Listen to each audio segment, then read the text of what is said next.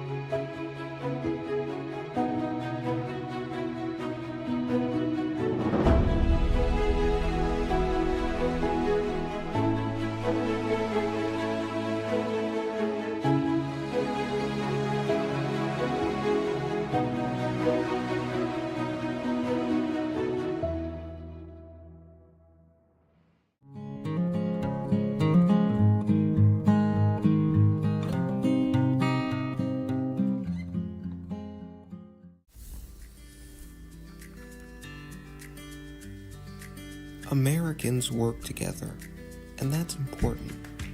We're always reaching out to be the helping hand. We love our country and we put family first. So do Republicans.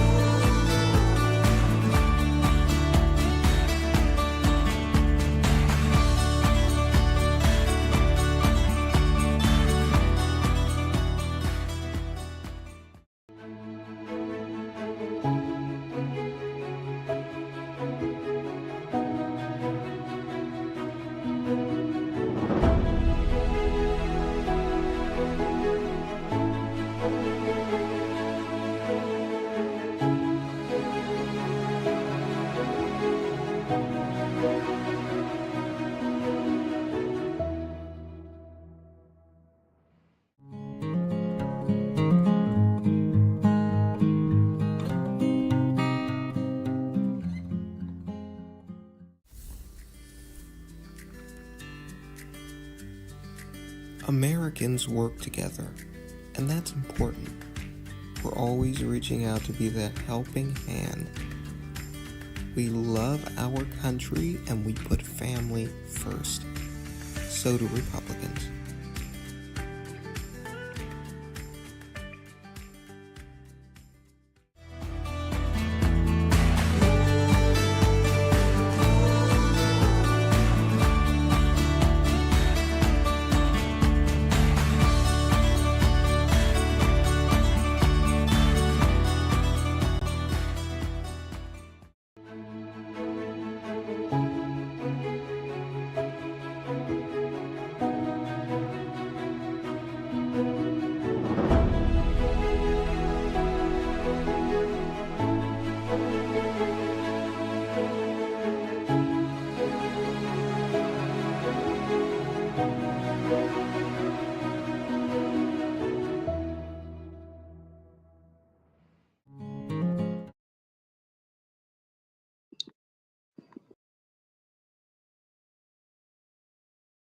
All right. Hello, I'm Tyrone Johnson. Welcome to Washington Week on ABC News. I'm your host, and tonight I'm joined by Glenn Bourbon. We'll be covering the end of the Constitutionalist Party, congressional affairs, and the general state of politics in BRUS. With that, I welcome Glenn Bourbon. Mr. Bourbon, Hello. Hello, Tyrone. It's so great to be on the show. welcome. Um, let's dive in. First, I want to ask you, as you are RNC chairman, and well, the newly elected RNC chairman, I wanted to ask you, um, about the Constitutionalist Party. Did you have any dealings with that? Due to the Constitutionalist Party, basically all their members were former RNC members.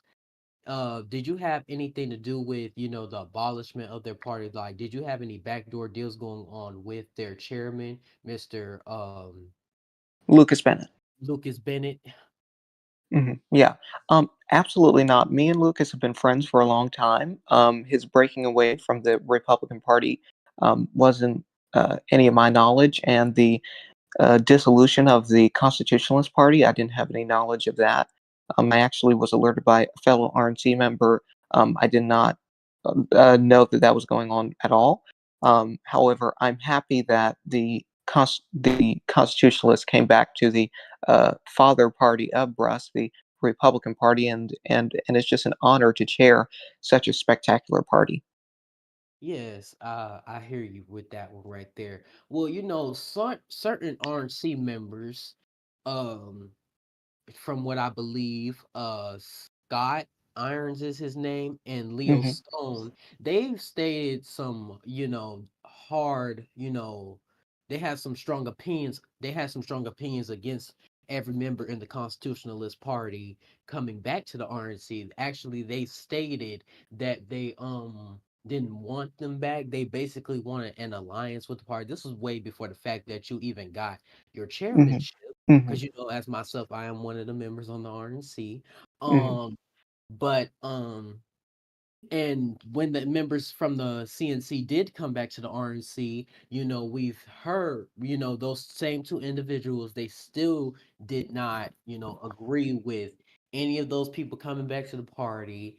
And they didn't even want Mr. Bennett serving on the RNC. What are your comments on that? Well, I'm a great supporter of Lucas Bennett, and I think that his very brief lapse in judgment has been quite misjudged by my friends and colleagues. However, my friends and colleagues also make mistakes, and I don't think that their view on whether he should come back to the party or not is well founded. I believe that their opinion on that has changed, and that they and that everyone has to make concessions in their career, and that's just a concession that they had to make. Um, I'm focused on winning elections, and I can 100% tell you that Leo Stone and every other member of the RNC is focused on that as well. Trivial disputes won't be tolerated under my leadership, and they won't be had. And Leo has made it clear to me that he won't LARP on issues for any more uh, amount of time. So I congratulate Leo for his new appointment as secretary. I think it is. However, we currently had a vote, and the vote concluded that he was co-chair. So now, as my new co-chair, he is going to help me and assist me as chair. And all we can focus on right now together as a team is winning elections, and the RNC is laser focused on that and not trivial disputes. So I guess that's my thoughts on that. Okay. And another thing, recent, within the RNC, you have stated some strong, opinions against Mr. Bennett yourself. And if you don't mind me saying these comments on here, I Hmm. want to get your permission to say them if that's all right with you. Sure. Hmm. Okay, you stated making up with Kim is literally the worst thing you could do. Kim will Hmm. know that he'll be able to exploit you. He'll weaken Scott and weaken the party. That's why Hmm. we need strong leadership, not weak sniveling Sniveling. apologies. Sniveling, sorry. Hmm. Apologies. So Hmm. what did you mean by those words? Like were you like, is your opinion still somewhat the same on Mr. Bennett, or have your opinions changed a lot on Mr. Bennett? That comment was made, I believe, about a week ago. That was in the swing of the Constitutionalist Party. I think it was made the day that Scott apologized to the Constitutionalist Party. What I can tell you is that this party, in my mind, at that time, was doing something terrible, and I stand by that. I think they were doing something terrible. However, right now, I believe that what Scott did was a lapse in judgment. I think I told you that too, but I do believe it was a lapse in judgment, and during that time the lapse was not corrected. So for me, those harsh comments were made during a time where the lapse was not corrected. Now that it is corrected, I can see clearly where Lucas was coming from. He did believe there was corruption in the party. However, during his split, he made it clear that it wasn't due to my leadership, um, and and and and there's a deep issue issue here within the party that wasn't regarding my leadership at the time in my first chairmanship. However, right now, all we can do right now is look at the future and look at the positive. Those comments that I made during that time were lacking nuance because I can't see the future. But hindsight is always 2020. So. All right, well, Mr. Glenn, my producers tell me that they want to try to get Mr. Bennett on, and Hmm. then while they work that out, I also want to ask you, how, like right now, we've seen many polls out by different news sources, not just ABC, but other news agencies, Hmm. put out by, with, presidential candidates. You have Gary Wilson, I believe is his last name. You have Hmm. Henry Reyes, and then you have Johanna. What's her last? Hmm. Johanna Jahan something. Hayes. I apologize to Johanna. Johanna Yeah. Hayes. They're running for president, but where do you stand? I know a lot of people in the RNC do, back Hmm. Henry Ray for president. Yeah. But right now, in recent polls, it seems like Johanna, because she has a lot of popularity, some from from the Republican Party and a lot within the Democrat Party. How do you feel? Do you think she will step up and run for president? She has commented already multiple times that she does not want to run for president, but Hmm. sooner or later the narrative might, get into her head and make her want to run for president. What are your thoughts? Well, on John Hayes, it seems that they've been a loyal Democrat. If they have support within my party, personally, I haven't seen it. I'm sure that it exists, but I personally haven't seen it. But if they decide to run for president, guess what? It's a free country. Everyone can run for president. So I wish them the best in their career. However, I would like a strong Republican in office. That's what I can say on that. Okay, well, why you say that, and this is we're gonna wrap this up soon, but you say you want a strong Republican in office. That's all you want. Hmm. And I must add, this will be one of our next topics, as stated, congressional affairs and everything. But real Hmm. quick, how do you feel about Henry Reyes? A lot of people have stated that, he isn't the quiet leader that, many Americans see him as. They say that he has poor handling on running the House, and he didn't have so much of a great record to really thrive off on from the State Department. So what are your thoughts really on Henry Reyes? Well, if I can comment on his prior performance in the State Department, I think he did a great job there. Diplomatic relations were at an all-time high. I think he was great in that capacity. During his current time as Speaker, I served as House Majority Leader under his speakership. He was quite active during my time there. So I think that he was a pretty good speaker. Now, during this time, I haven't been in the house, so I'm not privy to anything that he's been doing. So I can't comment on what people are saying he's doing now, or his leadership qualities that he's exemplifying right now. What I can comment on is his record, which I've seen, and his time as speaker when I was in the house. Okay. Well, I would just like to put out my personal opinion against Mr. Henry Reyes. He's a great man, a great friend of mine. And I'm sure he will lead the United States in a glorious path. With that, we will Hmm. be going on a commercial break now. And after that, we'll be diving into some congressional affairs. Thank you.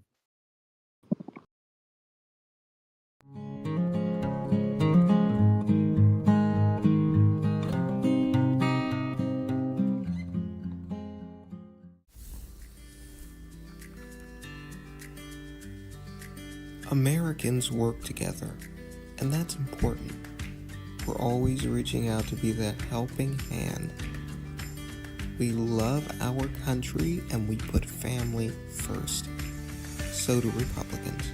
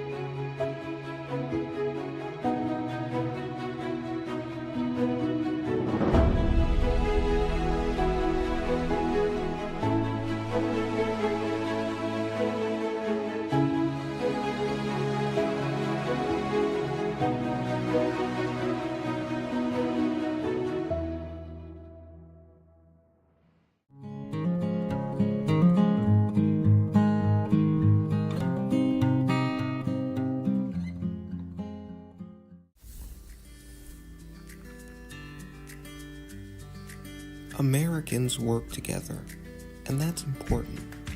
We're always reaching out to be that helping hand. We love our country and we put family first. So do Republicans.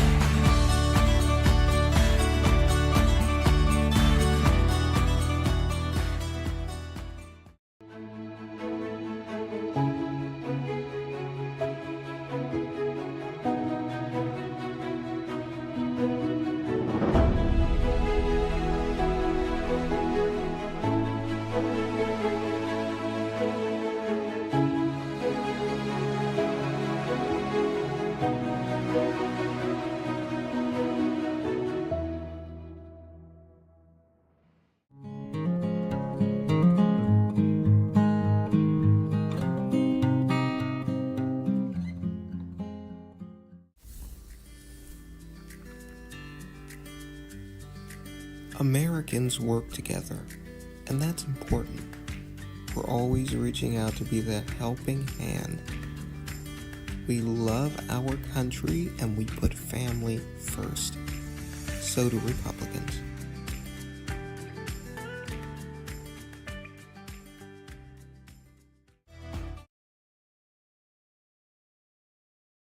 And we're back. Mr. Bourbon, you still here with us? I hope. Um, Now let's move on to some congressional affairs. Mr. Hmm. Bourbon,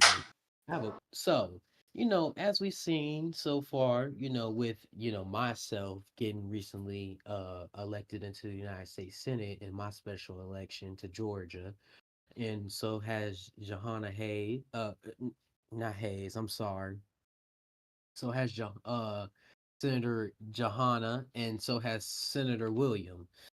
So my question is to you is, I've drafted up uh Senate Bill 3 through 16 to my recollection. Senate Bill 3 through 16.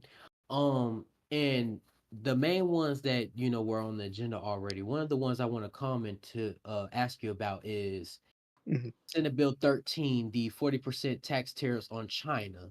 The president had some comments today on that at his Oval Address today. Someone asked him a question, and he didn't really believe it was like necessary, or from his comments. What do you really what is your stance on the 40% tax tariff? Right. Well, as the president proposed, I think that reciprocal tariffs are necessary, and so far, no country has tariffed us, so there would be no reciprocal tariffs. What I think the president meant by his comments today was that he isn't looking to make an enemy of any nation, and he respects all nations. Com- Totally and completely, and without regard for their comments. However, I think that we need to focus on real diplomacy, and passing the ambassador to Israel was a massive win and achievement within within diplomacy in not only the breast sphere but the whole United Nations. Okay, well, my thing is on this.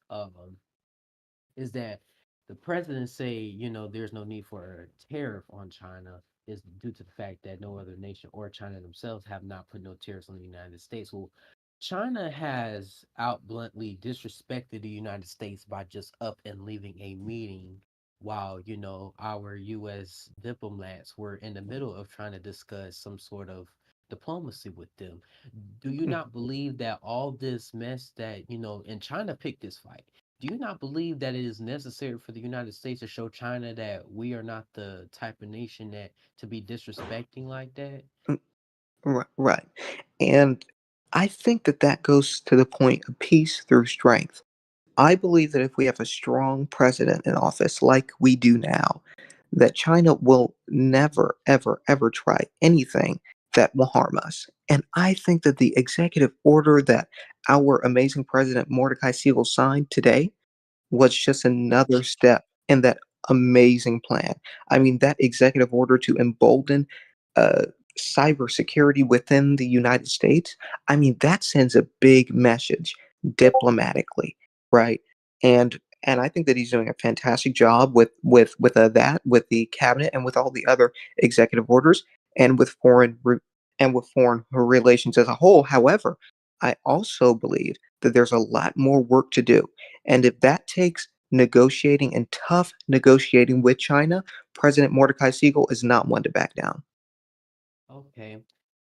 Well, okay. Another thing is, I want to ask you with congressional affairs is, in the United States Senate at the last Senate session, Mhm. myself, I've, raised my voice and everything like that. And there was a lot of, a lot of arguing going on in the United States Senate.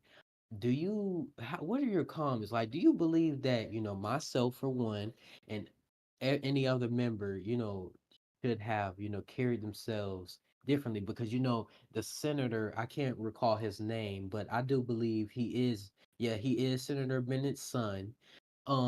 He stated and called me a thug, and he said that I tried to assassinate a former president. What are your comments on that? Right. Well, on that specific uh, situation, I unfortunately didn't hear that, or I don't think I was around to hear that. So I can't comment on that. What I can comment on is the uh, the amazing focus that our newly Republican conference has achieved within the Senate. And you are one of the great Republican senators of this whole server, and I would like to see more work and more focus.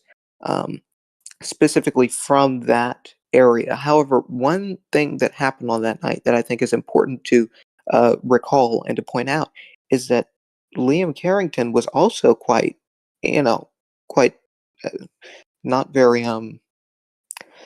not very polite with some of the remarks that he gave, and I don't think that that's appropriate. But I think that that shows people that's just another detractor from the Democratic Party, another hideous detractor from their wildly unfocused, uncoordinated, and unorganized party, and that's just another reason for people to become Republicans.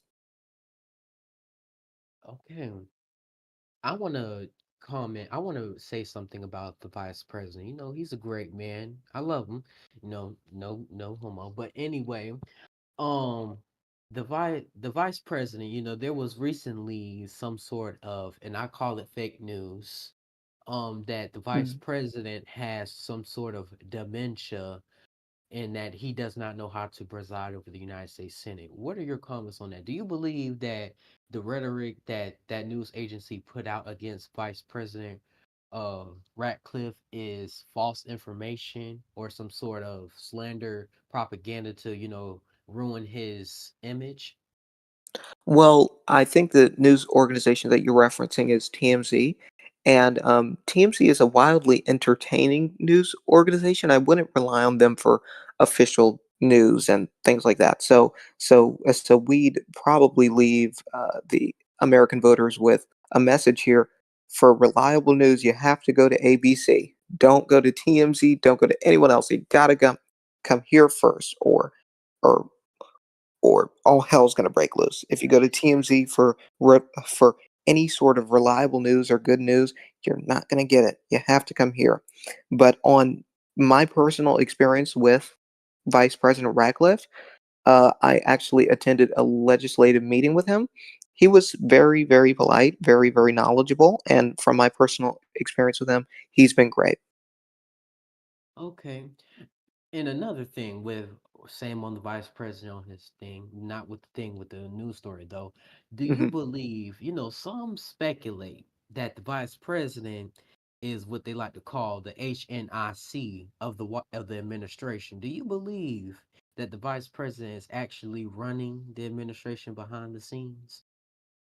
No, I have I no, I have extensive extensive communication with the president and the vice president. The vice president is just as knowledgeable as the president is, and the vice president and the president work together a lot. And everyone in this administration does. It's an extremely collaborative administration. So just because the vice president may be knowledgeable about certain issues and may enact certain solutions to certain issues, it's certainly not happening without the president knowing or without the president approving or advising him during those certain times. Okay. And another thing I want, huh? Okay, my fault, my fault. Anyway, so onto the house. Mhm. As we seen at the last session, we only had two United States representatives speaking on the House floor, and I believe one of those representatives were, I think, Raymond, and I don't know his last name, and we had former Vice President McGuire, McGarry, on there. Mhm. Um, so they were debating, they were going back and forth at it real hard on one piece of legislation for the longest. What are your comments? Like, do you think that that's professional way to, carry out the carry themselves out within the United States House of Representatives?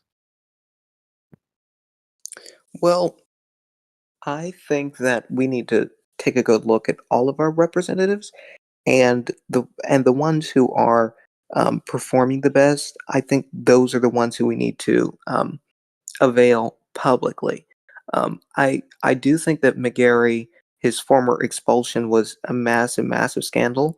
Um, I believe that we need to take subjects like these very, very, very seriously and be careful when evaluating reps in any side, even if they're libertarian reps, even if they're independent reps. We have to look at them so carefully, and we have to decide what we're going to do with them carefully as well.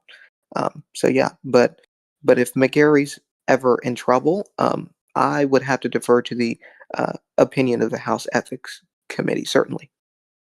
Okay. Well, Mr. Glenn, my producers are telling me that we only have 2 minutes left. So we're gonna, wrap this up for today. Mm, I would like to say thank you for coming out tonight and speaking on these key topics with me. mhm. And, I always value your input. Thank you. Thank you everyone for tuning in. This is Tyrone Johnson with the Washington Week on ABC News.